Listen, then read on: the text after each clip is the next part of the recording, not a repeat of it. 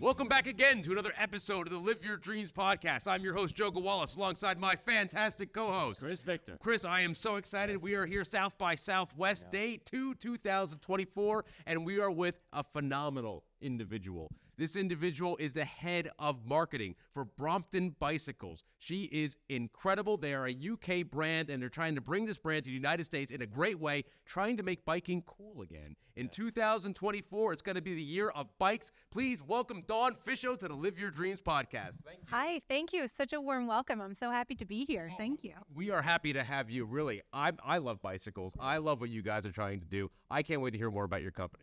I'm actually wondering, had either of you heard about Brompton before we scheduled this? I've heard the name. I've rode many bikes throughout my life. I actually have a foldable bike myself. That's why I was very curious when I saw your website. Okay, great. It's always so interesting. I mean, in the UK, where Brompton is from originally, it's a 50-year heritage. We have our 50th anniversary coming up next year. So when you're there, when you're in Europe, when you're in Asia, Brompton has massive name recognition. Okay. But once you come to the U.S., depending on where you're based, depending on your relationship to bicycling, and maybe if you're an Anglophile or not, there's varying levels of understanding about the Brompton brand.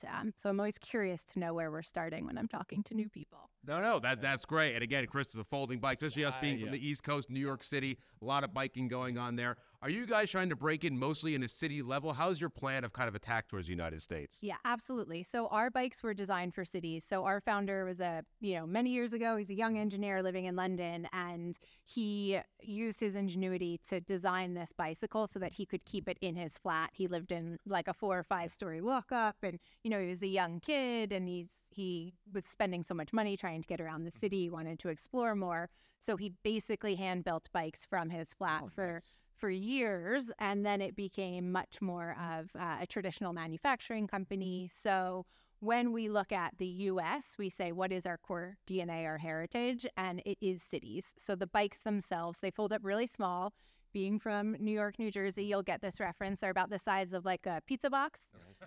So we can, carry them, and they're super light. So our lightest bike is about 16.5 pounds. Wow. Which is really light. And then we do have electric bikes. So those are a little bit heavier, but they're still like nothing's really over 30-ish pounds. That's good, yeah. So they're really light. They, you can take them in and out of subways, ferries, buses. They're allowed on trains during rush hour. So if you're used to having like a big bulky bike, it's very off-putting. Yeah. So cities is definitely our strategy. And the other thing when you look at the US is it's massive.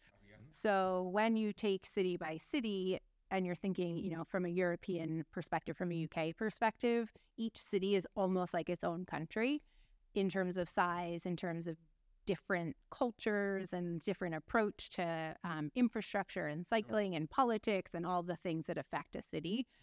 So we definitely have to tackle this city by city and just like piece by piece by piece. I love that. That's so interesting from a marketing perspective, and that is your specialty. Now, when you're coming to North America like that, is that your strategy that you implemented? Because that's brilliant of how you're looking at it as like a city. It's almost by each country. I love that. Yeah. So I think it was, when I joined Brompton, it hasn't been a year yet, but we were and are going through a massive transformation right now. So, and I think the U.S. is definitely leading the way on this. I don't want to upset my colleagues in the U.K. or around the world, but for us, we've got this blank slate here. So it gives us a complete, new, fresh opportunity to be what we want to be versus maybe having a reputation of being a bike just for commuters or just for people who take the train. So when I joined the company, I think some of the changes were a little bit in the works, thinking about cities, but definitely came in and said, actually, let's stop spending money nationally. Our media spend, we're a startup here. So our media spend is small. We have to be incredibly efficient. So let's cut the national spend, focus on New York, DC, LA, great locations.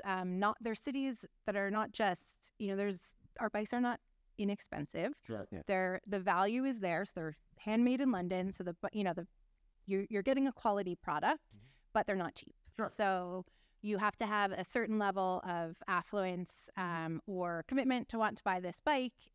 Not all cities have, a big enough population. So New York, LA, DC, it's not rocket science when you're picking what cities to go to. in the US, but I would also say there's cities that have good infrastructure for cycling, or they want to have good infrastructure. So there's a willingness to become a city that puts cycling first. And that's really important to us when we're thinking about where do we go next. I could give you first-hand experiences of being a New Yorker. Please, I want to know.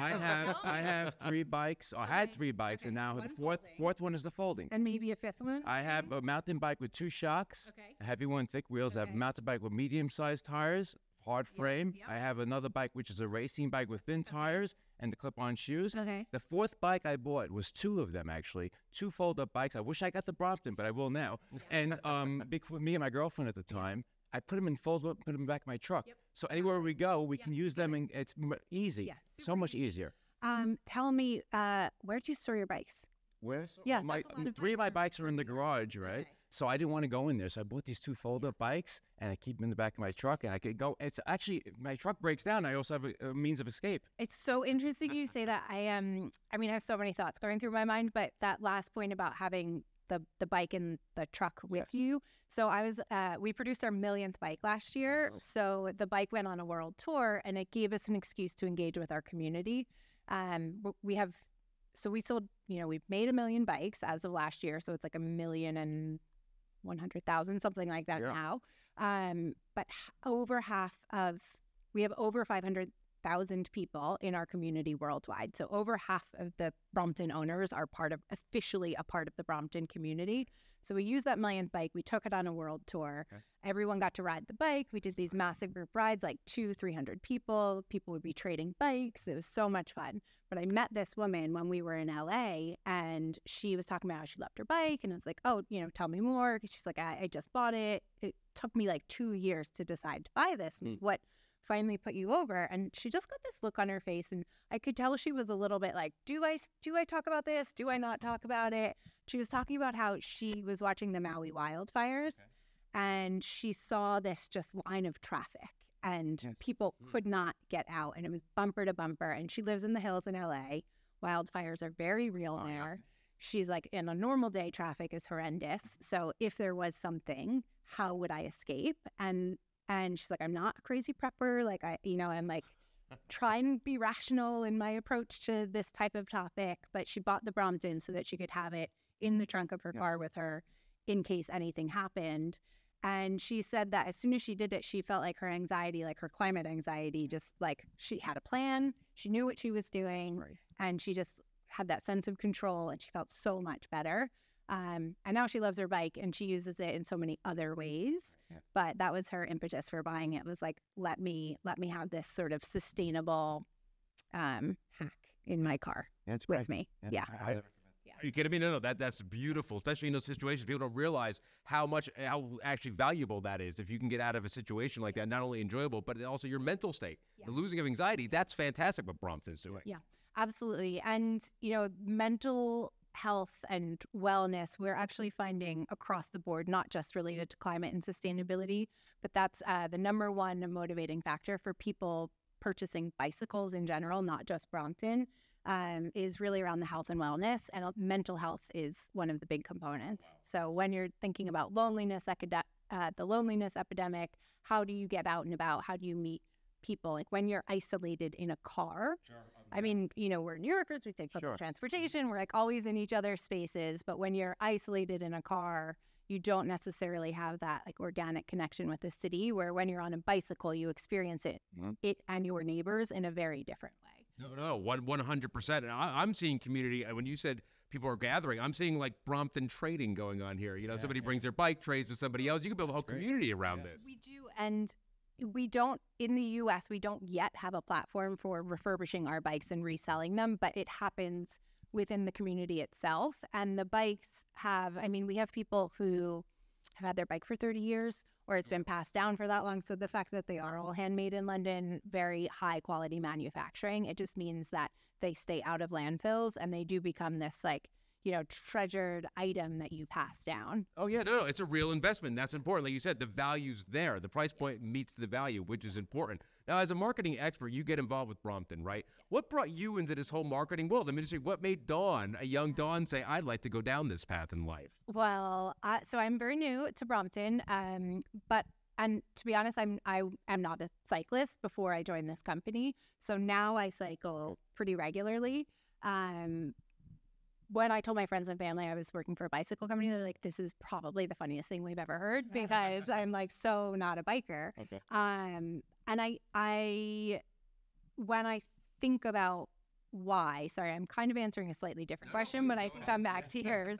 It's been on my mind because there was all the International Women's Day posts and everything yesterday. So when I was thinking about this, like why didn't I consider myself someone who should cycle in New York City, you know, getting around? And so much of it is because it can be seen as a very insular space, cycling. So it's very masculine. It's very like, you need to know a lot about gears and, you know, tire types and like whatever else. And I truly don't care about that. I like want a bike that works. I want it to like be something I can carry around that I don't have to worry about. And, you know, it works. Oh, sorry. And I'm fine. But our system really isn't set up that way. So, you know, just circling back to your question about why I joined Brompton, it's not because I was passionate about cycling. I am very passionate about helping more people move more. Yeah. So for me, so just before this, I had my own company, which is all around stretching. It was the first boutique stretching company in New York City. And, you know, wound up selling that off about a year ago and was looking around. And I know our president of North America, just through networking. I like had a loose connection with her. So I reached out and was saying like what's going on at Brompton. And she was talking about the expansion they were about to undergo. And it's like, you know, I wasn't contacting her about Brompton specifically. It was just like a normal, like, let me see what's out there. She knows a lot of people. But the more I heard, the more passionate I became, because it's all about creating healthy, sustainable cities, helping more people move more. Yeah. How do we cut carbon emissions? How do we make sure our streets are safe? And for me, that's my mission and my purpose and what connected me to the brand. And then the cycling was almost ancillary. That's great. So that's my tie-in. No, that's so important, especially in New York City, as we all know. They're trying to get rid of cars all over New York at this point, which is good because it's too congested, it's dirty. You want to have people more on bikes. That's a perfect city to kind of just start your ambition in. We are actually about to, I think, come into a very controversial time in New York City. I don't know if you've been following the news about congestion pricing. Yes. Yeah, so it's the end of the public comment section on congestion pricing right now, but we've come out as Brompton and taken a very pro-congestion pricing stance. We went through this in London and we saw how much street space it opened up. We also saw how much more investment there was in terms of public transportation, bike lanes, making cycling safer. So I think cities across the U.S., they did a pretty good job during COVID of reaching this Vision Zero status, trying to have zero cycling, zero street deaths. But it's on the rise again. So we have to be better as a city, as communities, in terms of investing in infrastructure that makes our streets safer. Well, that's great. You just gave me an idea because I do drive into Manhattan a lot. I live in Brooklyn. But taking my car to the bridge and then riding with the bike over the Brooklyn Bridge, that solves that problem. Yep. You can even, you just bring your bike on the subway with you, the fold up, and take it over. Yeah. Right. No, that's so beautiful because, again, you said it's up to the cities. That's really interesting. Who reaches out to the cities? Who, is that a city planner? Who are you kind of involved with the city to try to make it safer for bicyclists? Yeah. It's kind of city by city, but we take a very holistic approach. Okay. So as I said, we have 500,000 people in our communities around the world. So that is very powerful. So how can we take those communities and turn them into advocates? And that is where we start. So within our community, within our Brompton family, who do we know? What are we doing? How can we elevate them? And how can we harness the rest of the community to use their voices? We also partner with many local advocacy groups. So in New York, Transportation Alternatives is our big partner. In DC, it's Washington Area Bicyclists Association, Cyclivia in LA. And they help us get our foot in the door from an advocacy perspective. And then we also are just starting to engage with lobbying. Okay, so we're opening a store, which is very exciting, our second U.S. store in Georgetown. Nice. Thank you, at the end of this month. And we're starting to do quite a bit with the Congressional Bike Caucus. And then we also have there's a group that leads a national bike summit, and we will be one of their partners moving forward. So the summit is in a couple of weeks' time in DC. We're helping educate activists in cities around the country how to best support cycling, how to use cycling brands, so for-profit brands, to get what they need out of cities. So we're becoming very, very involved in that space. I love this. This is a community-based business. This is beautiful. What's year one in America now? You're there. Can you tell us a little bit about a 5-year, 10-year plan? Can you let us know where the future for Brompton's going to be? Absolutely. So we've been in the U.S. We've been selling bikes in the U.S. for over a decade now. Sure. Our e-commerce got turned on a couple of years ago. We've had our New York store for about 5 years, but this is and we have dealers all across the country. But this is the first time for the past about 18 months, 2 years, where we are our own entity in the U.S., controlling our own destiny, obviously with the backing of the U.K. and the rest of the world and that history and heritage that they bring. But I would say 5 years from now, we want to be known not just as a folding bicycle brand or a bicycle brand, but it's very much about the lifestyle. So Brompton can be seen, I don't want to make light of it, but it's like a fashion accessory in a way. It's, you pick your colors, you pick the baskets, and then it's all functional and it's all usable, but it becomes this like badge of fashion. And it also shows that you stand for sustainability, and, it shows what you believe in. And the Brompton lifestyle, also having a Brompton enables, gives you a lot of freedom. So we want to bring that to life too. But I would love, if it was like Brompton's going down the catwalk at Fashion Week, or, Brompton. I mean, we were in Ted Lasso, which was amazing. Nice. How can we be in every TV show based in every city across the U.S.? And really also doing more with universities. How can we get people to cycle? I mean, kids cycle, and then you drop off around college or just after. So how can we bridge that gap to keep people cycling from university into their early careers so that they maintain that habit for their life? And we're not trying to bring them back in when they're in their 40s and 50s going, how do I move more? What do I do to feel better? So we want to make sure people are able to stay with that cycling culture throughout. That would be great. And besides the 5-borough bike tour, seeing more Bromptons, I'm glad you are. I'm excited. Actually, I'll take a bike for a ride. Please. But the city bikes, they take up so much room. It would be great to replace all those with Brompton bikes. Half the size. So in the UK, we've got bike hire, which is basically lockers. So when any train station that you get to, there are these contraptions, and you just punch in a code, open it out, take a Brompton, take it to work, bring it back at the end of the day. You can keep them overnight because they will come with you. It's just, you're charged differently. It's totally self-contained. Exactly. Yep. And clean. So we've got Brompton bike hire in the UK, and we are looking at how do we bring it here. Sure. And then we also, slightly separate to that, but we do subscriptions too, and we do those here. So if you want to try a Brompton, if you're like, this is interesting, I'm not sure if I want to commit, you just pay month to month, do quarterly, annual, whatever it is. You could trade up to an electric bike. You could trade up to our all titanium bike that's less than 17 pounds, that one. Yeah. So try the bike though. If you hate it, you just send it back. Most people don't hate it. That's beautiful. Very few people hate the bikes. And it is risk-free. You're changing almost a lifestyle of people around the world. I love what Brompton's doing because you're creating a community, you're creating a healthy lifestyle, and you're going to help the environment. You get better than that, and it's a healthy thing. I love it. Brompton is a beautiful brand. What you are doing is so inspiring. It's changing the world. Did you think as a young marketer when you broke into this business that you'd be doing this with your life, changing the environment, the lifestyle of people?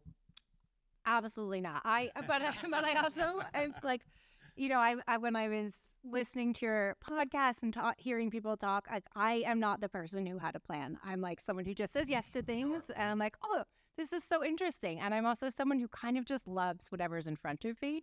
So I'm like, oh, okay. So I went, I started my career in sports, working for a PR agency actually called Edelman. So I was doing all their sports and sponsorship work, moved to a bank. So another British brand, HSBC, where I was their head of brand and then their head of advertising globally, did a bunch of stuff around the world for them.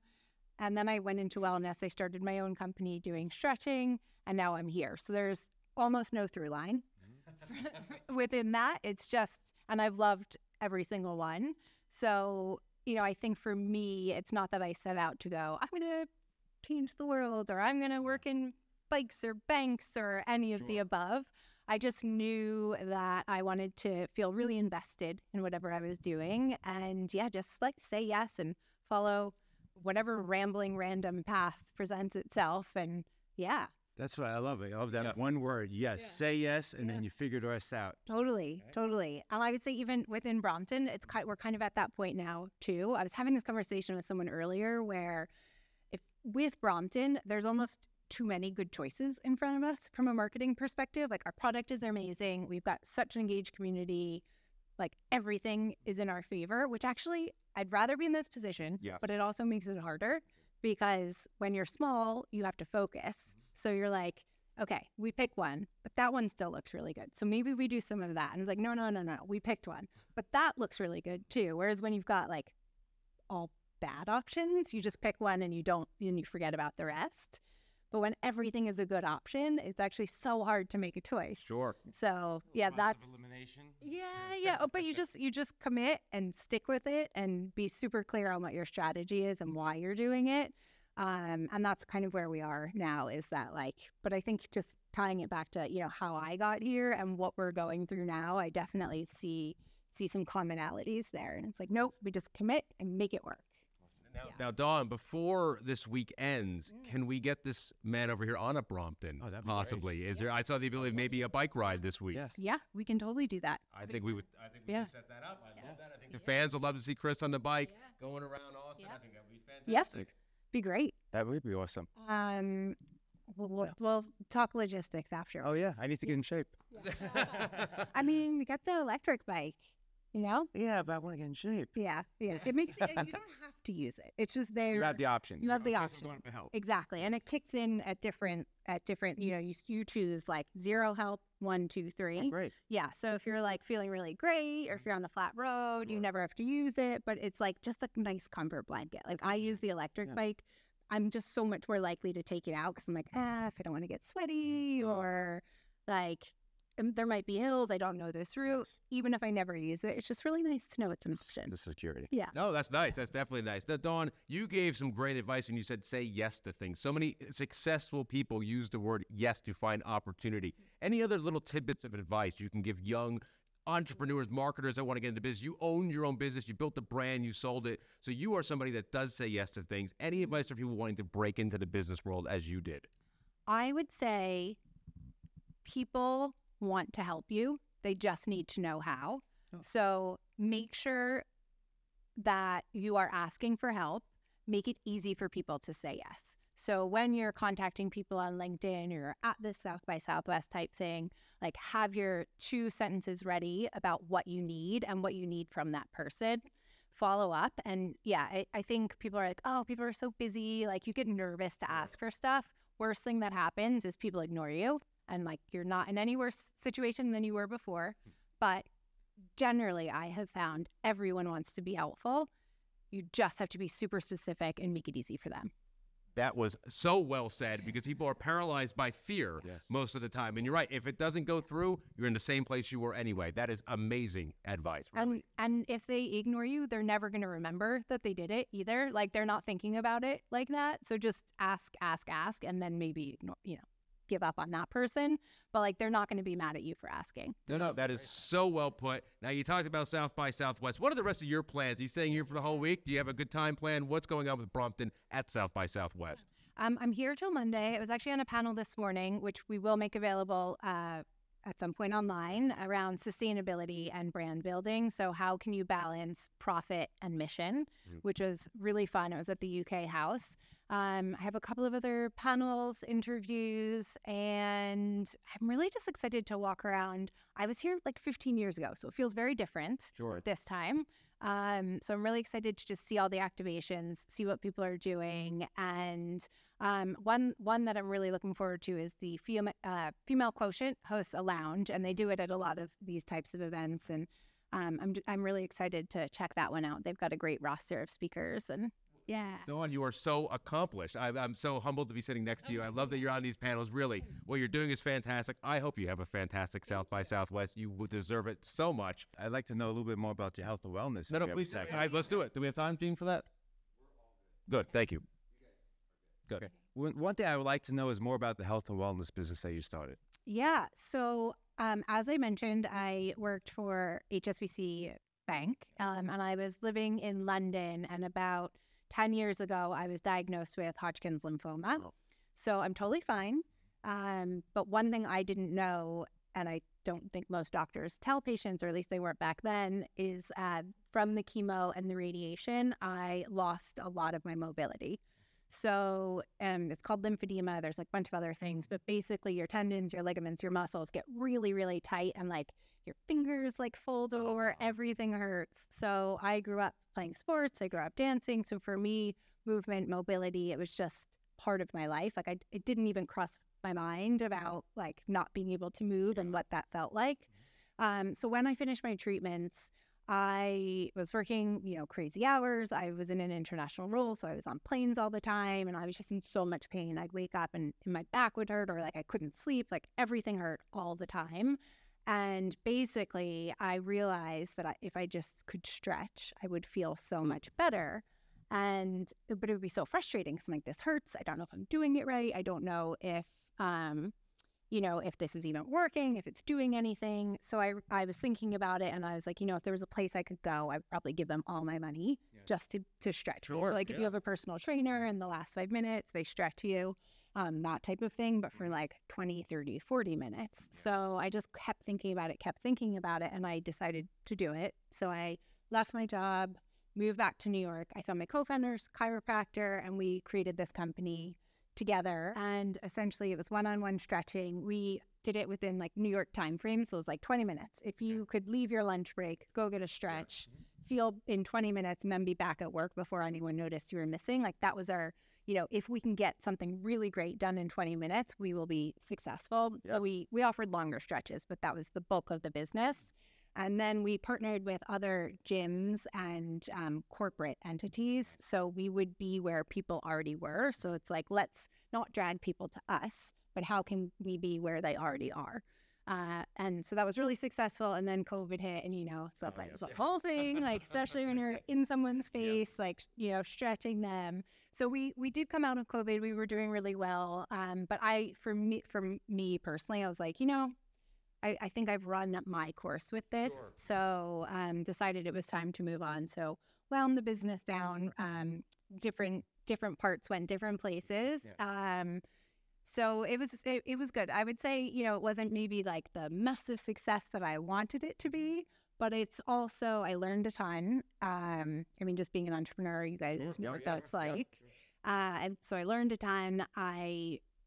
Now there are many stretching companies out there. Sure. So it was like, identified a trend.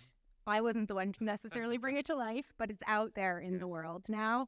And I also had some really good advice from actually a client of the company who she told me when I was, deciding what do I do. She's like, listen, Dawn, you have your mission. You're very clear about what you want to do, which is helping people move better and move more. Sure. So you will find another way to do it. And literally like 2 days later, this all happened. So I was like, yes, that is the best advice. Mm-hmm. And it changed the way I was thinking about these decisions. And I was like, yeah, I totally can achieve my mission in a different way. So that's what I'm doing here. Dawn, your story is truly inspiring. How you took a negative, turned it into an entrepreneurial business. You changed people's lives there. Now you're doing it with Brompton. It's incredible, really. Your journey is fantastic.